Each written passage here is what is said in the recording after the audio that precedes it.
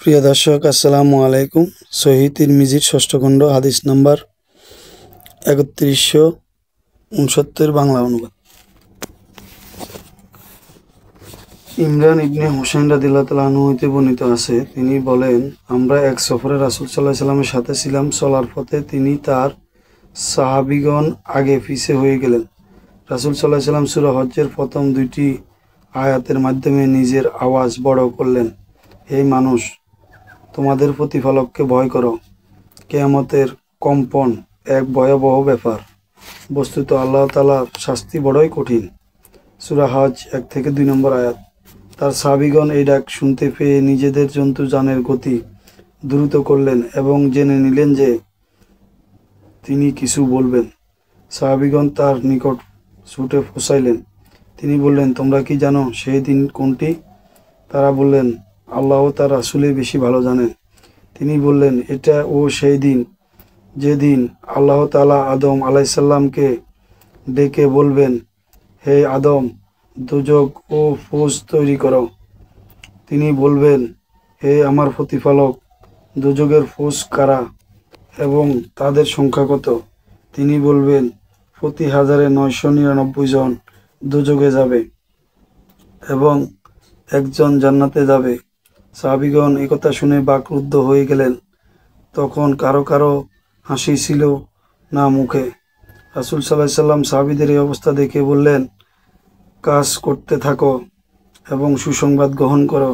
সেই সত্তার শপথ যার হাতে মুহাম্মদ সাল্লাল্লাহু আলাইহি সাল্লামের জীবন, তোমরা দুইটি জীবের সাক্ষাৎ পাবে, তাদের সাথে ও যাদের সাক্ষাৎ হইবে তাদের সংখ্যা বৃদ্ধি হইবে। এই দুইটি জীব হইলে ইয়াজুজ ও মাজুজ এবং আদম সন্তান।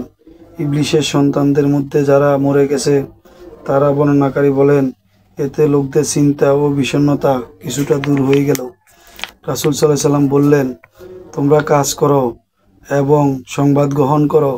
সেই সত্তার শপথ যার হাতে মুহাম্মদ সাল্লাল্লাহু আলাইহি সাল্লাম প্রাণ অন্যান্য জাতির তুলনায় তোমাদের দৃষ্টান্ত হইল উটের পার্শ্বদেশের তিলক অথবা ও চতুষ্পদ জন্তুর বাহুর দাগের মতো। হাদিসটি সহিহ বুখারীতে 4741 এবং মুসলিমের প্রথম খণ্ডে 139 নম্বর রয়েছে। আবু ঈসা হাদিসটিকে হাসান সহিহ বলেছেন। হাদিস নাম্বার ৩১৭৪ বাংলা অনুবাদ। আনাস ইবনে মালিক রাদিয়াল্লাহু তাআলা আনহু কর্তৃক বর্ণিত আছে, নাজর এর মেয়ে রুবাইয়া রাদিয়াল্লাহু তাআলা আনহা নবী সাল্লাল্লাহু আলাইহি সাল্লামের সামনে উপস্থিত হলেন।